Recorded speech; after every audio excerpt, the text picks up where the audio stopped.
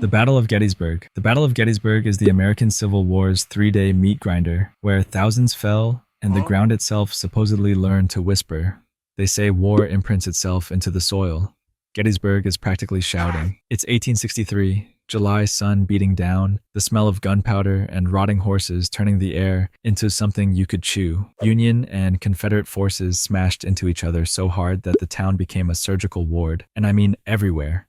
Churches, barns, living rooms, filled with screaming men as surgeons, shirtless and drenched in blood, sawed through limbs with grim efficiency. The battlefield drank deep, 50,000 casualties in 72 hours. People still swear the dead didn't leave. Union soldiers marching ghost-stiff across the fields. Confederate snipers in phantom trees. Horses snorting in the night. The locals. They hear muskets fire in perfect volleys at 3 a.m. and the only thing on the field is mist. Ghost hunters bring their toys here and get full sentences on EVP recorders, like the spirits are bored and want to chat. Some reenactors talk about bleed-throughs, moments when the temperature plunges, the sunlight dims, and they're suddenly in 1863, watching boys with shattered faces crawl toward them before blinking back to the present. If time travel exists, Gettysburg is doing it involuntarily. The Battle of Culloden. The Battle of Culloden was the 1746 massacre that stomped the Jacobite dream into the peat bog. It was over in under an hour, 60 minutes to erase an entire rebellion. The Highlanders charged across marshy ground into British cannon fire, and the cannon fire didn't even blink. When it was done, the moor was a carpet of bodies, and the survivors were hunted down with bayonets and muskets in the aftermath. If you stand there now, it's so flat and windswept, you can almost hear the ground shivering. People talk about the moor's silence. Birds stop singing, the air thickens, and a cold presses on your skin like a warning. Visitors walk the trails and find themselves surrounded by the sound of men breathing hard, feet splashing in mud, the metallic rattle of swords, and then nothing. Just an empty field again. Some claim to see Jacobite warriors standing in full tartan, staring at them with faces like carved stone before vanishing into the mist. Others hear the screams of women keening for the dead, though the nearest village is miles away. Culloden isn't a ghost story. It's an open wound that refuses to close. The British tried to stamp out the Highland spirit that day. The land remembers. The Somme. The Somme was World War I's months-long industrial-scale nightmare, where men drowned in mud as machine guns stitched death into the horizon. You can't overstate the horror. July 1st, 1916, the British lose 57,000 soldiers in one day. The noise alone, artillery shells screaming overhead, machine guns coughing metal, was enough to drive men insane. Shell shock didn't just happen in the trenches, it happened to the earth. Villages obliterated so thoroughly, their names were erased from maps.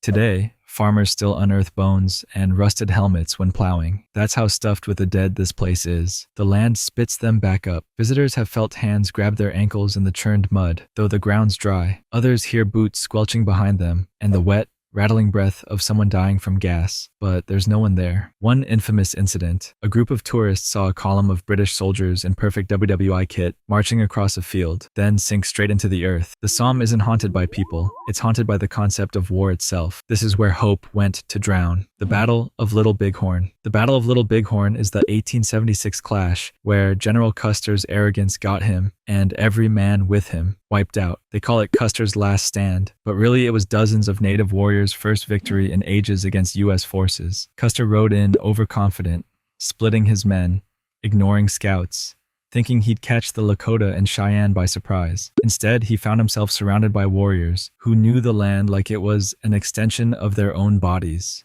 Within hours, his regiment was gone, not beaten, erased. The sight now? Open hills, swaying grass, and the sensation that someone's watching from just over the ridge. People claim to see ghost riders, warriors on horseback that move too fast, too silent to be flesh and blood. Some hear battle cries carried on the wind, others the sharp crack of rifles. Rangers have found visitors standing dazed in the fields, swearing they just watched the battle unfold in complete silence, like some cosmic rerun. Native accounts say the spirits guard this place, and anyone who steps here better walk with respect, or the land itself will remind you what happened. The Battle of Passchendaele. The Battle of Passchendaele in 1917 was less a battle and more a drowning competition in the middle of World War I. If hell had weather, it would be Belgian rain in October. The battlefield turned into a vast swamp where men, horses, and even artillery pieces vanished into the muck. This wasn't mud like you think of mud. It was black water with no bottom, thick with rotting corpses and broken boards. Soldiers stepped in and never came out. Sometimes their helmets floated up days later, still with bits of skull inside. The Germans called it Blut und Schlamm, blood and mud, and you know it's bad when they're the ones horrified. The haunting here isn't subtle. People hear the sucking sound of boots being pulled from muck when no one's walking. Some swear they've seen pale, mud-caked faces staring up from beneath shallow puddles. Others have felt their ankles seized by unseen hands, the panic rising as they topple forward, only to hit solid ground. Local farmers say the fog on this field smells wrong, metallic and wet, like something freshly dead. Passchendaele isn't haunted by ghosts who want justice. It's haunted by the sensation of dying slowly, helplessly, in the dark. The Battle of Okinawa. The Battle of Okinawa in 1945 was the Pacific War's last grand slaughter. 3 months of fire, blood, and madness. Imagine cliffs honeycombed with caves, each one holding men who would rather die than surrender. The Americans bombed, shelled, and torched those caves, and the Japanese soldiers didn't run. They just vanished into the rock. When the US finally came in, they found tunnels lined with bodies and grenades still clutched in skeletal hands. And it wasn't just the soldiers. Thousands of Okinawan civilians, caught between both sides, threw themselves from cliffs rather than be captured.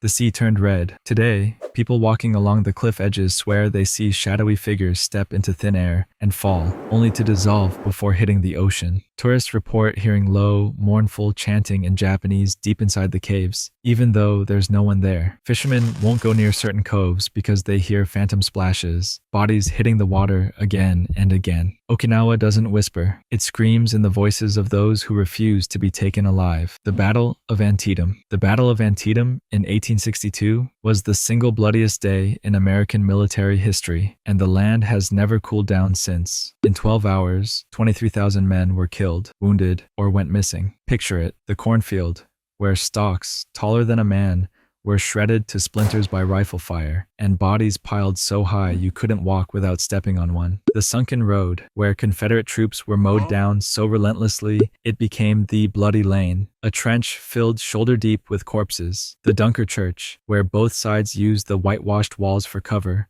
smearing them with blood. Modern visitors talk about hearing drums in the distance, the kind that rattle in your bones, followed by a wave of heat like standing in front of a forge. Photographers have captured entire ghost platoons standing in formation in the cornfield, only to fade into the stalks. Some park rangers refuse to be alone here after dark. They say the sounds are too real, too close. Antietam isn't just haunted, it's tense, like the battle could start again at any moment and drag you in. The Battle of Stalingrad. The Battle of Stalingrad from 1942 to 1943 was urban warfare as a meat grinder, where the city itself became a corpse. You've never seen ghosts until you've seen Soviet ghosts, silent, cold-eyed, and not here to spook you so much as judge you. Stalingrad was rubble stacked on rubble. Snipers in every window, hand-to-hand fighting in stairwells filled with dead civilians. Winter froze the Volga solid, so bodies lay in the open. Snow drifted over their faces. Soldiers ate rats. Commanders shot their own men for retreating a few steps. Over 2 million casualties. Today's Volgograd, Stalingrad's new name, still has buildings where the walls bleed rust in patterns that look disturbingly like bullet wounds. Residents say they've seen soldiers in tattered greatcoats walking through traffic without flinching. Down by the river, people hear the slap of oars from ghost boats ferrying troops, though the water's empty. The city has a heaviness that tourists can't shake, like the ground under your feet is just one long mass grave. Stalingrad doesn't haunt you with fear, it haunts you with judgment.